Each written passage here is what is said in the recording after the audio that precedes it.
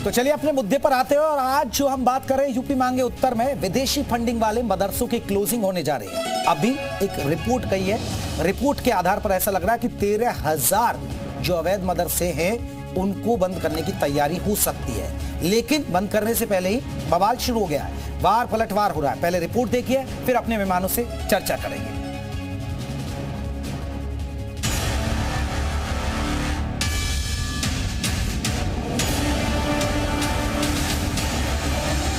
देखिए, जो रिपोर्ट आई है अभी मैंने तो उसे देखा नहीं है, लेकिन उत्तर प्रदेश में अगर कोई भी ऐसी गतिविधि है, शिक्षा को लेकर के कोई समस्या नहीं है, लेकिन शिक्षा के केंद्रों की आड़ में अगर कोई गैर कानूनी गतिविधि है तो उसकी जांच होगी और जांच में जो दोषी होंगे उनके खिलाफ कार्रवाई होगी। मदरसों में पढ़ाई उनके हिसाब से की जाए, मदरसा बोर्ड है और जिन परिस्थितियों में संस्कृत बोर्ड बना होगा, संस्कृत विद्यालय बने होंगे, ये केवल मदरसे बंद नहीं कर रहे हैं, ये संस्कृत के विद्यालय भी बंद कर रहे हैं। जो सुविधाएं नेताजी ने, समाजवादियों ने संस्कृत के शिक्षकों के लिए, गुरुओं के लिए या संस्कृत की संस्थाओं के लिए दिया था, उसको भी छीन रहे हैं। हमारी सरकार पूरी तरह से प्रदेश में कानून व्यवस्था को और सुदृढ़ करेगी। किसी भी स्थिति में हम गैर कानूनी गतिविधियों को प्रदेश में होने नहीं देंगे और जो भी दोषी होगा उसके खिलाफ कड़ी कार्रवाई। एकदम सिरे से मदरसों को बंद करने का आदेश देना ये उचित नहीं है, दुरुस्त नहीं है। हमने अपनी सरकार में, आदरणीय मोदी सरकार में देश में और आदरणीय योगी सरकार में उत्तर प्रदेश में आप देखें मदरसों का मॉडर्नाइजेशन हुआ है, मदरसों से बच्चे पढ़ लिख कर आगे निकले, हम उनके लिए एनसीईआरटी की पढ़ाई लागू कर रहे हैं। देखिए, भारतीय जनता पार्टी के पास आखिर मुद्दे क्या है? हिंदू मुसलमान, मंदिर मस्जिद, भजन कीर्तन, अजान, लव जिहाद, हिजाब नकाब, मदरसा, फिल्में, मदारे, यूसीसी, हलाल प्रोडक्ट, इन सब मुद्दों के पीछे भारतीय जनता पार्टी छुप जाना चाहती है, इसलिए आज मदरसों की बात कर रही है। जो चीज़ अवैध पाई जाएगी, चाहे वो विद्यालय हो, चाहे मदरसे हो या अन्य किसी संस्था में, किसी विभाग में कोई भी चीज़ हो, तो उनके लिए अवैध ठहराया जाना उचित। लेकिन जो समझदार हैं, बुद्धिजीवी हैं, वो कभी इस बात को नहीं कहेंगे कि जाति के आधार पर कोई कार्रवाई की जा रही है। एक इल्ज़ाम ये आयद करके कि मदारिस इस्लामिया की फंडिंग खाड़ी देशों से हो रही है, ये कतई तौर पर मुनासिब गुफ्तगू नहीं है। और अगर यही पैमाना है कि किसी भी इदारे की, किसी भी तंजीम की खाड़ी देशों या बैरूनी मुल्क से फंडिंग नहीं होनी चाहिए, तो जाहिर सी बात है कि फिर अवामी चंदा लेते हैं या बाहर से उनके मानने वाले, उनके आश्रमों को, उनके इदारों को चंदा भेजते हैं, उनकी भी जांच होनी चाहिए।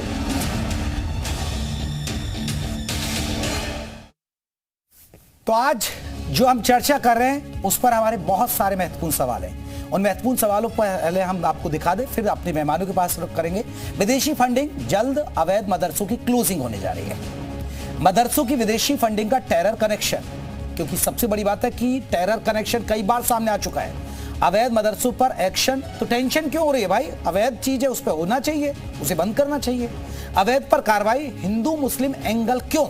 सबसे बड़ी बात है कि कोई भी बात आती है तो उससे हिंदू मुसलमान से क्यों जोड़ दिया जाता है, क्यों एक इसे धर्म के चश्मे से देखा जाता है? इन तमाम पहलुओं पर बात करेंगे। अब आपको जल्दी से अपने मेहमानों को परिचय करा दें। हमारे साथ जो खास मेहमान जुड़े, अपने मेहमानों को बता दें। आपको कुंवर बासित अली जी हैं हमारे साथ, प्रदेश अध्यक्ष बीजेपी अल्पसंख्यक मोर्चे की तरफ से। कुंवर साहब, बहुत बहुत स्वागत है आपका। मोहम्मद शकील नदवी हमारे साथ, प्रदेश अध्यक्ष समाजवादी पार्टी अल्पसंख्यक प्रकोष्ठ की तरफ से।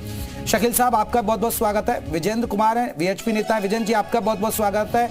मोहम्मद अकील खान है, मुस्लिम स्कॉलर है। मोहम्मद साहब, आपका भी बहुत बहुत स्वागत है। अकील खान साहब, चर्चा की शुरुआत आपसे करना चाहूंगा। अकील खान साहब, कोई चीज अगर अवैध है तो बंद हो जाना चाहिए, इतना हो अल्लाह क्यों? चैनल एक बहुत बड़ा जिम्मेदार चैनल है जी। जब आप सत्ता में, आज कौन बैठा है जी, आप कितने मदरसों की जांच कराएंगे, कितने मस्जिदों की जांच कराएंगे, कितना हिंदू मुसलमान करेंगे? आप इससे पहले मस्जिद की जांच कराई, उसके बाद अवैध मदरसों की कराई। तो सरकार ये नहीं कर रही है कि जितने मदरसे उत्तर प्रदेश के अंदर या पूरे भारत के अंदर हैं, आप उनका जो रजिस्ट्रेशन का जो मानक है उसको आप क्यों नहीं पूरा करा रहे हैं? सरकार कई बार ये कह चुकी है, लेकिन एक बात मैं आपके चैनल बड़े जिम्मेदारी से ये कह सकता हूं कि चाहे मस्जिद हो, मदरसा हो या अकील साहब मेरा सवाल, अकील खान साहब आप मेरा सवाल बताइए ना, अगर कोई चीज अवैध है जिस पर कोई लेखा जोखा नहीं है, कोई ब्यौरा नहीं दे पा रहा है, उसका फंडिंग कहां से आ रही है वो ये नहीं बता पा रहा है, तो उस पर ताला क्यों नहीं सर? फंडिंग आप जांच कौन करेगा? जांच करने वाले लोग तो जांच करके दिखाए कौन गलत है कौन सही है, खाली आपके कह देने से हो जाएगा? नहीं, तो एसआईटी ने जांच की है ना, रिपोर्ट दी है सरकार को एसआईटी ने, और सर लंबे वक्त तक करीब 1.5 साल ये जांच चली है ना। भाई तमाम मदरसे ऐसे हैं जिनको आज तक जब से 2017 के बाद से मदरसों को जो रजिस्टर्ड अनुदान मदरसे जो मिलना चाहिए, स्कॉलरशिप मिलनी चाहिए, ये तक की तो दे नहीं पाए हैं। अब 2024 का चुनाव आ रहा तो मंदिर मस्जिद और हिंदू मुसलमान के अलावा और आएगा क्या? ठीक है, चले मैं कुंवर बासित अली जी, आपने सुना, आप मंदिर मस्जिद अब हिंदू मुस्लिम कर रहे हैं क्योंकि चुनाव नजर पर सर पर है, तो अकील खान साहब को लग रहा है कि ये इसलिए हो रहा है सब? देखिए, जो एजेंसी एसआईटी, जैसा कि अभी आपके माध्यम से मुझे मालूम हुआ, एसआईटी अगर किसी जरिए से अपनी रिपोर्ट सरकार को देती है तो सरकार जब उनकी जांच करेगी तो जांच में सहयोग करना सबसे पहला उनका फर्ज बनता है। जिन मदरसों की बात हो रही है, सरकार चाहती है कि देश पहले है, देश की सुरक्षा पहले है, और जब सुरक्षा होगी तो सुरक्षा का मतलब है कि हिंदू मुसलमान सिख ईसाई बड़े छोटे वो सबकी सुरक्षा की बात हो रही है। जब कोई घटना होती है तो घटना कोई धर्म को देखकर नहीं होती है, वो देश के अंदर होती है, देश के लोगों के खिलाफ होती है। सरकार की पहली प्राथमिकता है कि देश का हर नागरिक सुरक्षित हो। सरकार सबका साथ सबका विकास, और जब सबके विश्वास की बात करती है तो सबकी सुरक्षा की बात भी करती है, सीमाओं की सुरक्षा की बात करती है।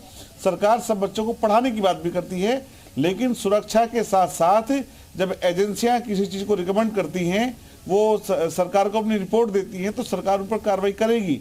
इसके बेहतर है ये तरीका ये है कि जिन मदरसों की बात हो रही है उनको सरकार के साथ मिलकर के चलना चाहिए और सुरक्षा की जांच में सहयोग करना चाहिए लगातार। नहीं वो ठीक है, नहीं बासित साहब आप मार्गदर्शन करिए ना, अकील साहब का मार्गदर्शन करिए ना। सुरक्षा तो एक विषय है, क्योंकि कहीं ना कहीं जो मदरसे हैं उनसे आतंकी कनेक्शन की बात सामने आती है, आप सुरक्षा की बात करें, लेकिन मार्गदर्शन करिए आगे अब क्या होगा और उससे फायदा क्या होगा मुस्लिमों को, मुस्लिमों के बच्चों को क्या होगा, वो मार्गदर्शन करिए ना। देखिए, जो इन्हें मदरसों के अंदर बच्चे पढ़ते हैं वो पढ़ करके क्या बनेंगे ये ना बच्चों को पता होता है ना पढ़ाने वालों को पता होता है जी। एक ये परंपरा चली आ रही है कि जब एक बच्चा मौलाना बनता है तो वो मौलाना बनने के बाद दूसरे को भी मौलाना हाफिज ही बनाता है, वो दीन और दुनिया के साथ चले, वो दुनियावी तालीम हासिल करे, इसका वहाँ कोई प्रबंध नहीं है। सरकार की नौकरियों में उनकी कोई दखल नहीं है। जो सुरक्षा सरकार से अनुदानित या सरकार से मान्यता प्राप्त मदरसे हैं, उनकी डिग्री से आज आप फौज के अंदर भी जा सकते हैं, आर्मी में भर्ती हो सकते हैं, आप आगे पढ़ाई कर सकते हैं। लेकिन जिन मदरसों की मान्यता नहीं है उनमें बच्चों का भविष्य जो खराब होता है, ये पॉइंट है। अकील साहब आपको भी सुनना चाहिए। अकील साहब इस पर मैं बात करूंगा। देखिए, बासित साहब ने आपके बच्चों के भविष्य की बात की है कि उनका बच्चों का भविष्य कहीं ना कहीं सुरक्षित होगा, ये एक बहुत महत्वपूर्ण मुद्दा है। मैं और भी मेहमानों को चर्चा में जोड़ देता हूं, फिर आपके पास लौटूंगा। मोहम्मद शकील नदवी जी, समाजवादी पार्टी को भी दिक्कत है, हालांकि आपको हर मुद्दे पर दिक्कत होती है सर। देखिए, हर मुद्दे पे समाजवादी पार्टी को दिक्कत नहीं होती है। भारतीय जनता पार्टी के पास आखिर मुद्दे क्या हैं? हिंदू मुस्लिम, मस्जिद भजन कीर्तन, अजान, लब जिहाद, हिजाब नकाब, मदरसा मजारे, यूसीसी, हलाल प्रोडक्ट, इन सब मुद्दों के पीछे भारतीय जनता पार्टी छुप जाना चाहती है।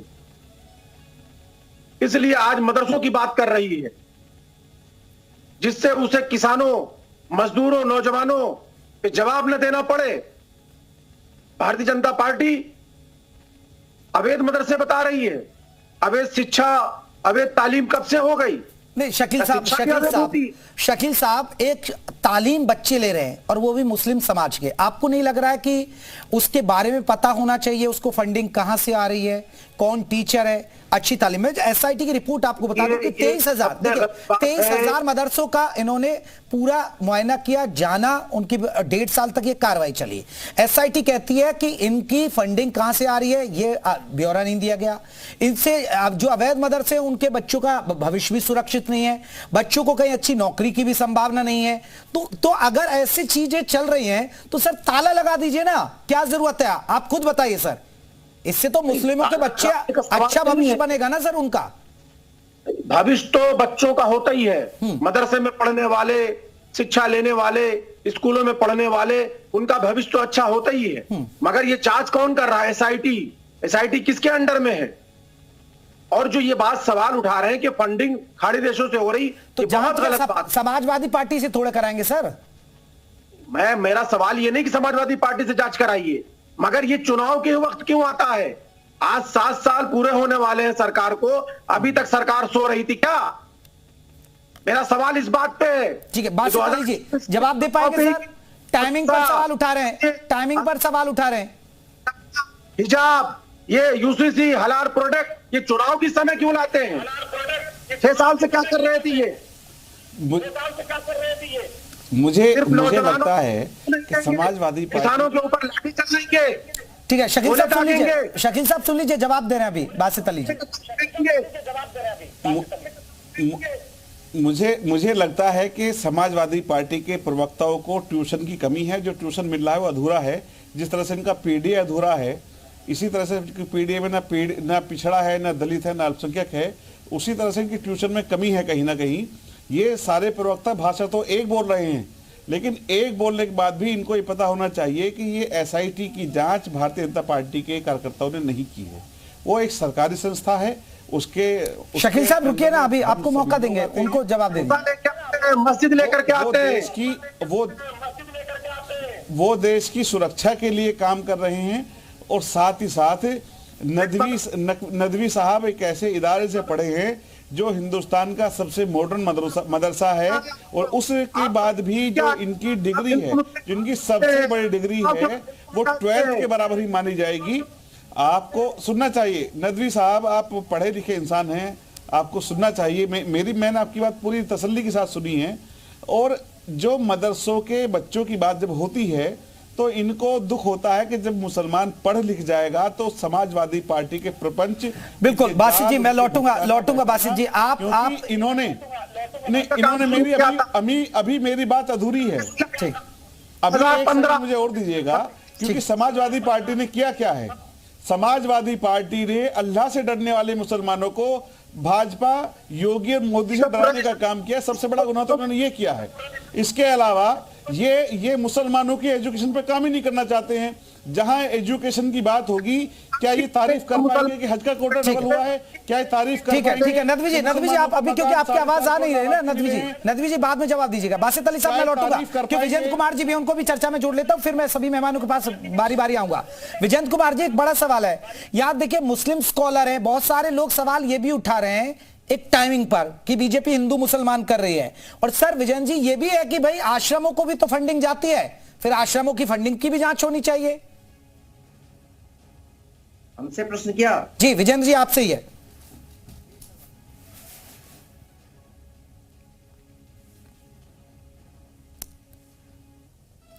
बोलिए। और जी 13,000 से नहीं, हमारा प्रत्येक मदरसे पे कहना है कि आखिर मदरसे की शिक्षा क्यों दी जा रही है? ये मदरसे काहे के लिए बने हैं? इनको शिक्षा में कन्वर्ट क्यों नहीं किया जा रहा है? इनको कॉलेज क्यों नहीं बनाया जा रहा है? ये छोटे बच्चे चाहे हिंदू के हों, चाहे मुसलमान के हों, चाहे जिस कम्युनिटी के हों, ये स्वच्छ स्लेट होते हैं। आखिर इनको पत्थर फेंकने की तालीम कहां से मिलती है? ये आतंकवाद की नर्सरी कहां तैयार होती है? मैं प्रश्न कर रहा हूं, ये मुस्लिम स्कॉलर जो है, ये इनसे मैं किसी राजनीतिक बात की बात नहीं कर रहा हूं। ये आखिर हमारी धर्म यात्राओं के ऊपर पत्थर फेंके जाते हैं, ये नर्सरी कहां से पैदा होती है? ये इन्हीं मदरसों की देन है। ये लोग कभी भी बच्चों को अच्छी शिक्षा देते ही नहीं है। अक्सर शर्मा जी आप देखिए, जब कभी कभी ये उस पे आता है सोशल मीडिया पे बच्चों से पूछा जाता है कि आपके प्रधानमंत्री का क्या नाम, उनको पता ही नहीं। राष्ट्रपति क्या नाम, उनको पता ही नहीं। बोले आपको क्या करना है, बोले हमें बताया जाता है कि मैं हिंदुओं के लड़कों से दोस्ती मत करो। आखिर ये मदरसे किस लिए हैं? हम कहते हैं मदरसों की भारत में आवश्यकता क्या है? अकील साहब जवाब देंगे, मोहम्मद अकील खान साहब जवाब देंगे। बच्चों आखिरकार मदरसों से ही, मदरसों का कनेक्शन पत्थरबाजों से क्यों आता है?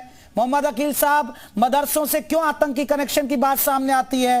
और फिर अगर अवैध मदरसे सर होते हैं, ठीक है, मैं जवाब ले लूं। विजन जी, मैं जवाब ले लेता हूं, आपके सवालों का जवाब ले लूं। मोहम्मद अकील खान साहब, सरकार देखिए, आप भी देखते हैं कुछ निजी स्कूल होते हैं जो मान्यता प्राप्त नहीं होते हैं, सरकार उनको नोटिस देती है और उनको बंद कर देती है। उसी तरीके से मदरसों पर कार्रवाई हो रही है।